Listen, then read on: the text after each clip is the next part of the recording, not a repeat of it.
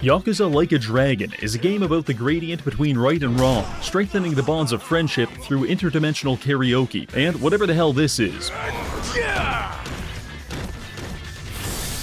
Disclaimer, this video will be extremely confusing if you haven't seen part 1, and moderately confusing even if you have. 4 months have passed since we've been to the mystical and enchanting world of Japan, so allow me to get you up to date. Our main character is Eric Andre, playing himself as a violent schizophrenic. He's on a mission to protect the city of Yokohama and win Daddy's approval. Then there's Koichi Adachi, a disgraced police officer who's determined to get his job back by setting a world record for police brutality. Saiko Mukoda doesn't really have a goal, she's just a sadistic sexual deviant. Then there's Hideo Kojima as Namba, the aspiring domestic terrorist. And finally, we have actual domestic terrorist Justin Trudeau as corrupt politician Ryo Aoki. Last episode, we were betrayed by Namba, who's working with Ryo Aoki to orchestrate an invasion of Yokohama using the Omi Alliance Yakuza and a nationwide group of liberals. The only thing standing in their way is us, an unmedicated maniac, Dami Mommy, and an unhinged police officer. Actually, that last one might be useful. Can we work together with local factions to repel this invasion, or will we fall victim to the liberal agenda? Let's find out. But first, I have to tell you something. 11 years ago, I was a football sensation in Brazil. They used to call me El Hombre Sem Dedos. Still not sure what that means. But my career was going well, until one fateful afternoon. I was crushing the local favela kids in a game of full-contact football. But as I lined up for the game-winning goal, I kicked the ball too hard and it ripped through the goalkeeper, the net, and crashed into a local library, where it proceeded to ricochet around the room, killing 9 people in the process. Allegedly. Anyway, after that, my lawyer told me I should probably stop playing football, which was devastating. However, I found the next best thing. The sponsor of today's video, UFL, a free-to-play premium football simulation game. Now, I can relive my glory days without having to worry about the accident. UFL offers an entirely skill-based gameplay experience, where you're free to customize your team and subvert the metagame by pioneering your own unique strategies. When I play this game, it brings me back to my glory days. I can almost feel myself throwing flying kicks at the enemy team and making the crowd go absolutely wild. But maybe you think this is just some normal football game.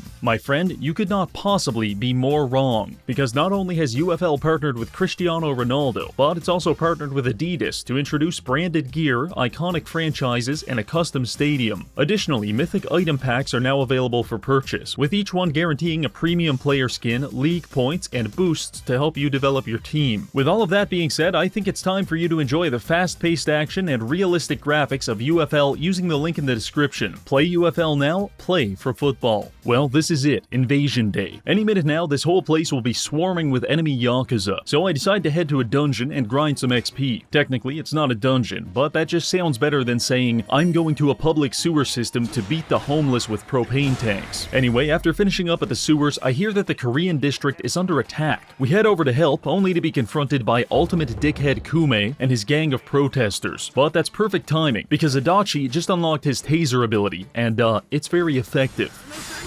Apart from that, we also got to enjoy my favorite voice line in the entire game, which is when Kume uses indictment. Your society's garbage! Just fantastic. Now, let's use a dominatrix to socially manipulate him into killing an innocent man. Good job, Kume. Now eat shit. After that, I detonate several nail bombs to work my way through the crowd, eventually reaching the protest wrecking ball? Look, you seem like a reasonable man. I'm sure we can get... Okay, screw that. I'm leaving. After escaping, the Koreans tell us about a way to enter their base that doesn't involve being pulverized by construction equipment. We go inside and they ask us to hold back the protesters long enough for them to destroy any evidence of their counterfeit money operation. Just then, former friend Namba and an Omi lieutenant attack us.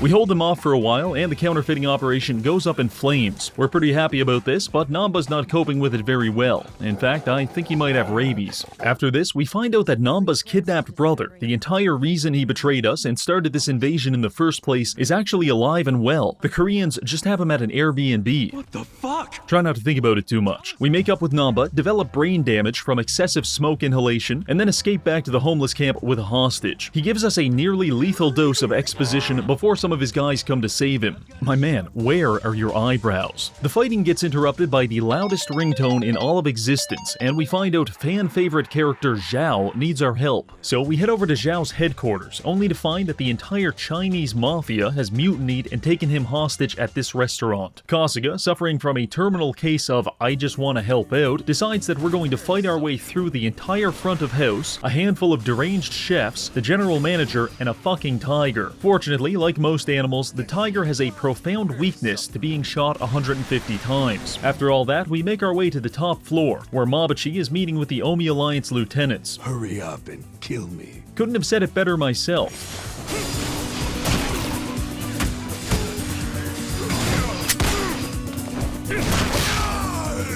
After Mabuchi, we're introduced to Lieutenant Tendo, who gets up, explains he's too cool to fight us, and then leaves. That leaves us with Lieutenant Ishioda and his gaggle of walking experience points. Unfortunately for them, Namba's back, and he's now entering his redemption arc, because he decided to make things up to us by using level 99 Hobomancy to do this.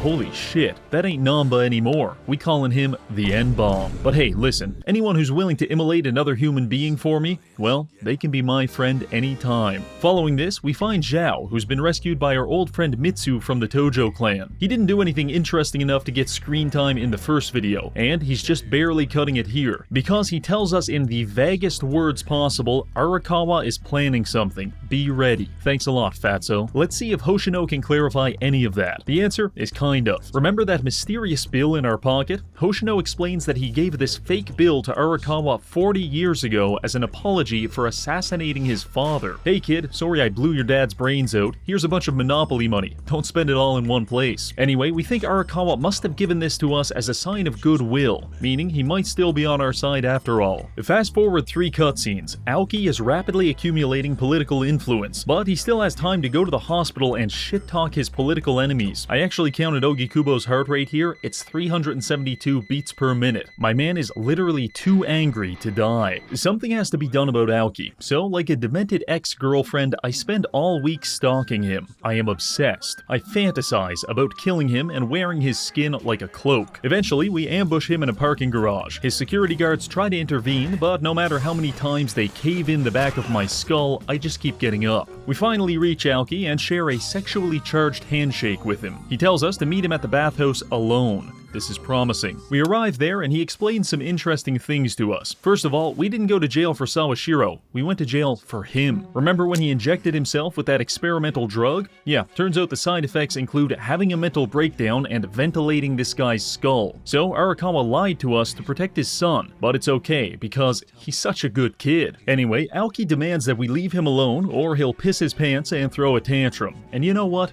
I just don't care. So we make our escape out the back door and into the parking lot, where we are confronted by 7 Asians and one kind of mutated half-breed. This guy looks like he crawled out of a Monsanto growth vat, so for the sake of all humankind, we're going to have to put him down.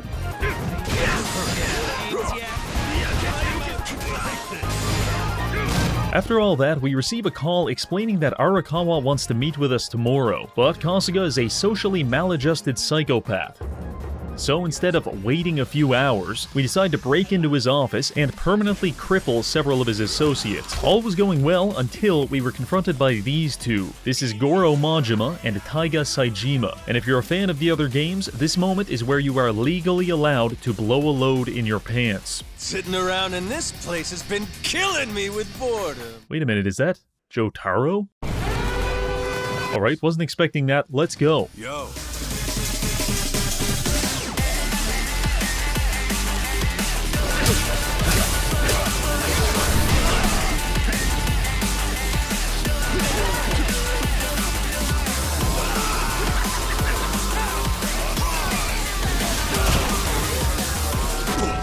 Okay, in hindsight, that was a bad idea. We're not even close to being able to beat them, but I know what to do. We're going to craft the strongest sledgehammer in the game, and then I'm going to use it to turn Majima's head into a 2-dimensional object. First, we need to spend 7 hours on the baseball minigame. This will get us enough tickets to afford the base weapon, which we can upgrade from there. Good, you've got enough points. Now, keep going.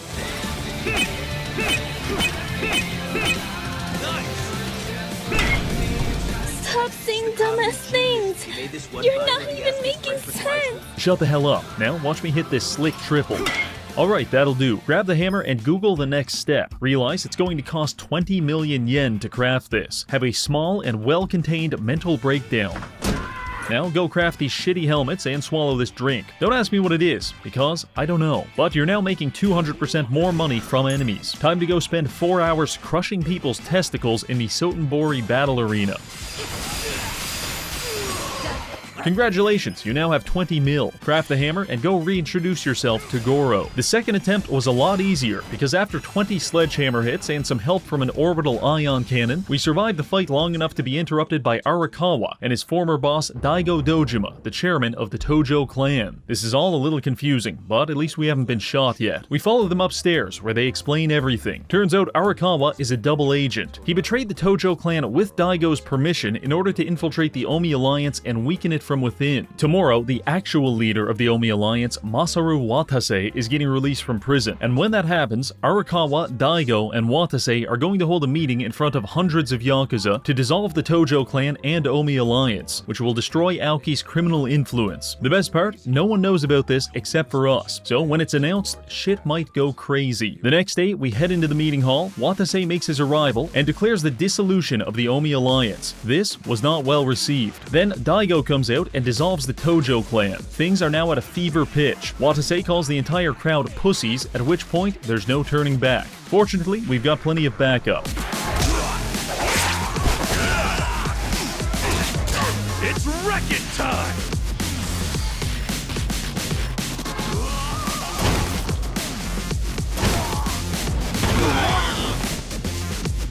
In the middle of all of this, an Omi thug rushes the stage with a knife. I hope you didn't bother changing your pants, because this is where Kazuma Kiryu makes his introduction by casually crushing this man's jaw. Not long after, the fighting is over, the dissolution is complete, and Daddy Arakawa finally gives us some much-needed emotional validation. What a happy ending.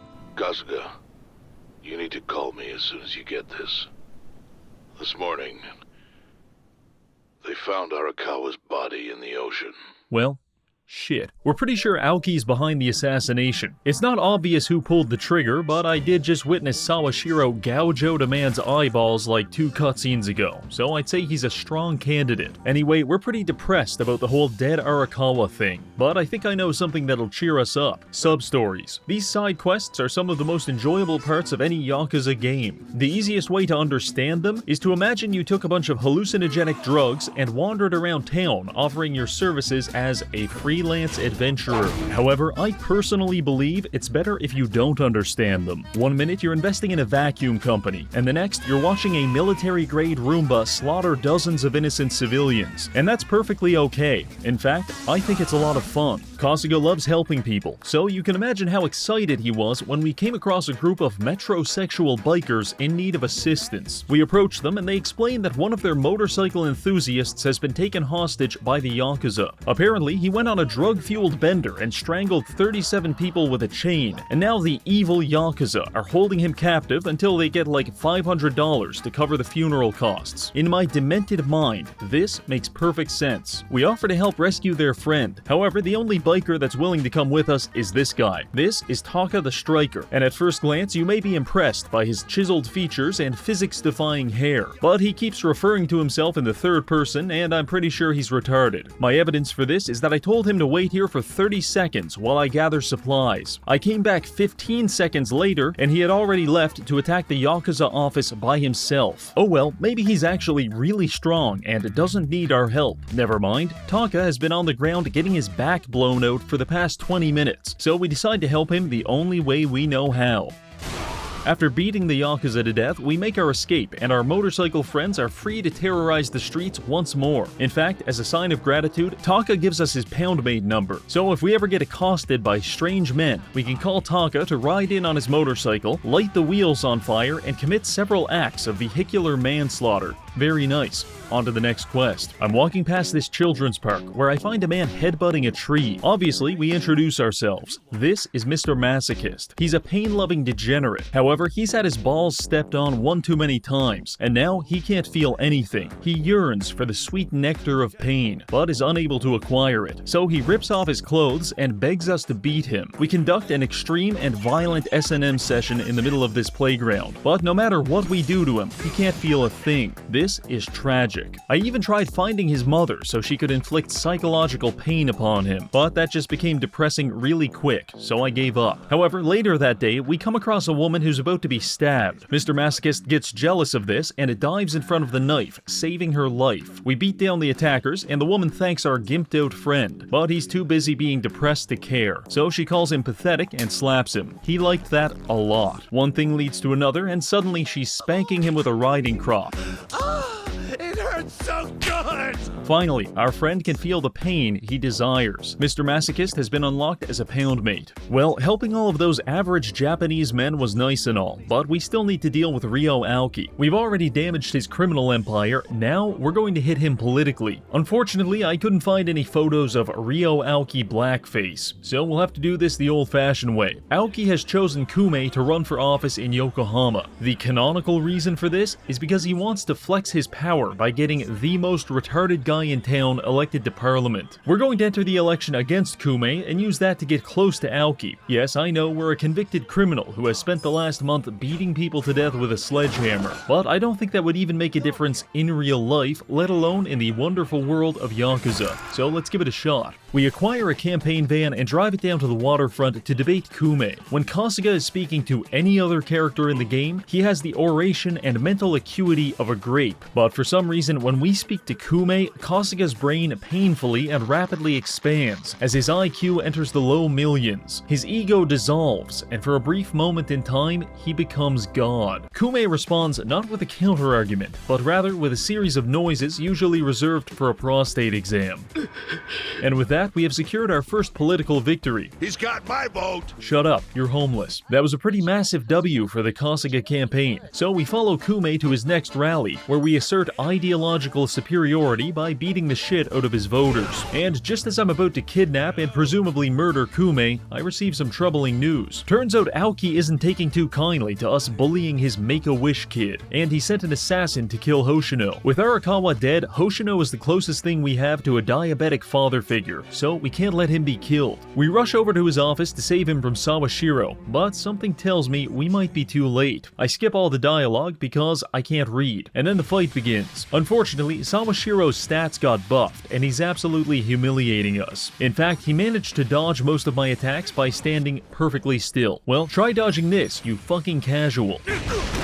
Eventually, we got him on the ground, which is a very bad place to be when I have a sledgehammer. As a reward for beating his ass, Sawashiro decides to tell us why he's loyal to Ryo Aoki in the first place. Turns out the subway station lockers are the premier baby depository for all of Japan, because when Sawashiro was a teenager, he left his unwanted child in one of these lockers. In fact, he did it on the same night that Arakawa's wife put their child in the locker. Ryo Aoki was one of those babies, and Kasuga was the other. It is basically confirmed that we are Arakawa's real son, but he took the wrong baby that night, causing us to be raised by hookers in a brothel while Aoki was raised by the Yakuza. And the only person who knew all of this was Sawashiro. He also mentions that he didn't kill Arakawa, but he's pretty sure that notorious dickhead Ishioda did. I was genuinely unsure of how to process this information, so I settled on calling the police and sending Sawashiro to prison for life. After that, we head back to the campaign office to find Kume and twist his nipples, but all we could find was this guy. We start beating him mercilessly for information on Kume, and after he tells us everything he knows, we keep going.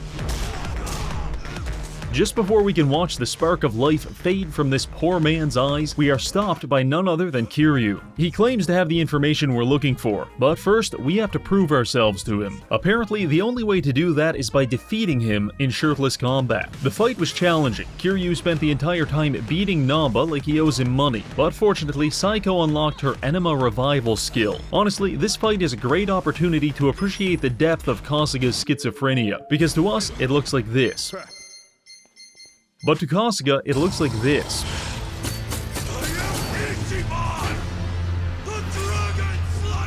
I know that seemed pretty promising for us, but Kiryu has been in about 23 different Yakuza games, and unfortunately, the fandom has already depicted him as the Chad and us as the Virgin, so nothing we do could have won us this fight. In fact, we awake 20 minutes later, and Kiryu tells us he beat us into a low-grade coma just so we would chill out. Now that we're sufficiently calm, Kiryu takes us in to meet with Korean lady whose name I forgot 3 months ago. They explain that Aoki is bringing in a legendary assassin to kill the rest of us. Somewhat problematic. This assassin is named Mirror Face for his supernatural ability to impersonate other people on an atomic level. He's basically a skinwalker, and I can't risk this video turning into a creepypasta, so we have to kill this guy right now. We head over to this office to intercept Mirror Face, but oh no, it's a trap.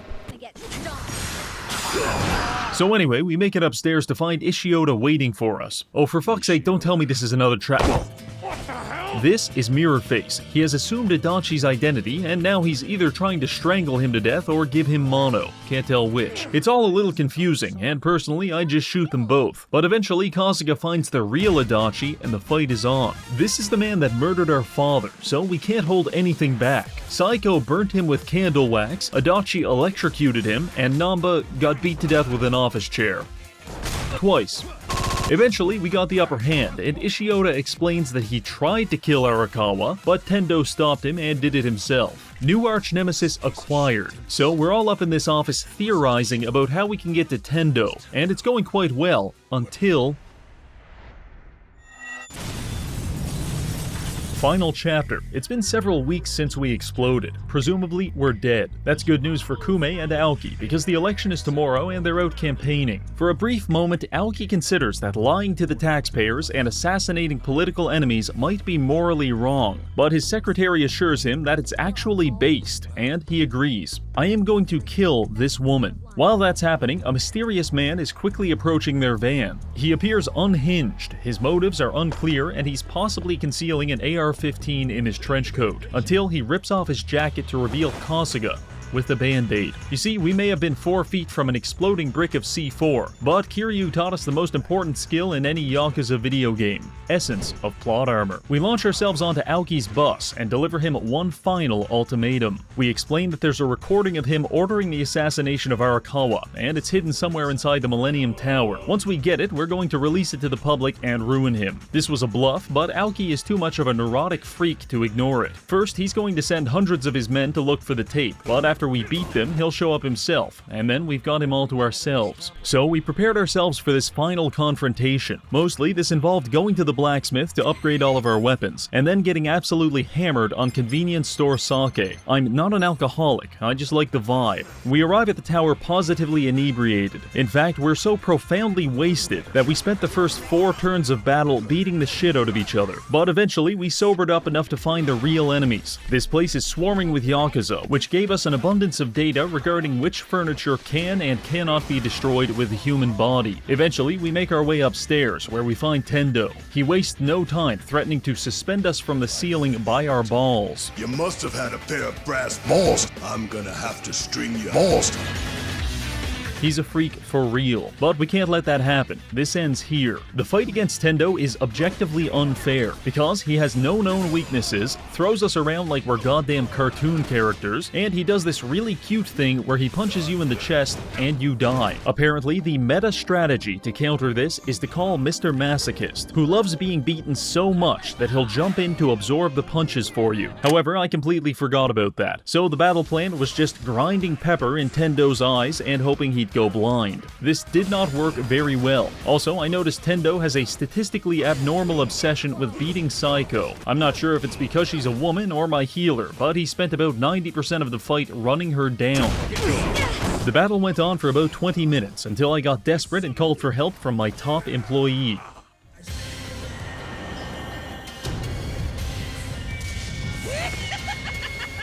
Need a hand from Koro Mashima?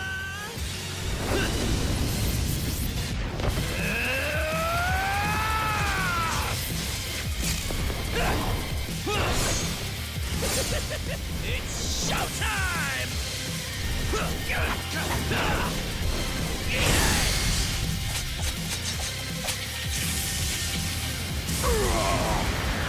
Hell yeah! This attack was so effective it made Tendo ragdoll through the sky like we were on GM Flatgrass. After that, Namba hit him with some lightning and I thought we won. But just as Tendo was about to surrender himself to unconsciousness, he must have heard Psycho's voice, because he got back up and immediately started punching us in the face again. Lovely. Meanwhile, Ryo Aoki is at City Hall preparing to declare his party's victory in the elections, until something comes on the TV. My Japanese is a little rusty, but I believe it says, "Dumb shithead Ryo Aoki wanted for incitement to murder." The crowd breaks into a frenzy, and Aoki looks like his head is about to explode. He's furious, and he's coming straight for us. He arrives 10 minutes later to find Tendo and, all of our dead bodies. As if that wasn't bad enough, Aoki realizes we must have had help to even get this far. So he says loudly and very legibly, Hunt them all down. Kill them. Make sure the bodies are never found. "Gotcha, bitch." We're not actually dead. That's not actually Tendo, it's Mirror Face. And you've just admitted a bunch of criminal shit on camera. It's the end of the line. But Aoki doesn't want to go gently into that good night. Men!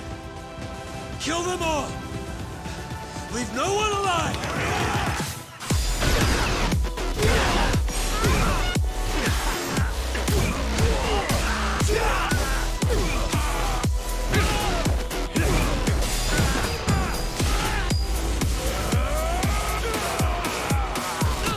Aoki spent the last 30 years of his life in a wheelchair, and I am desperately attempting to put him back in one.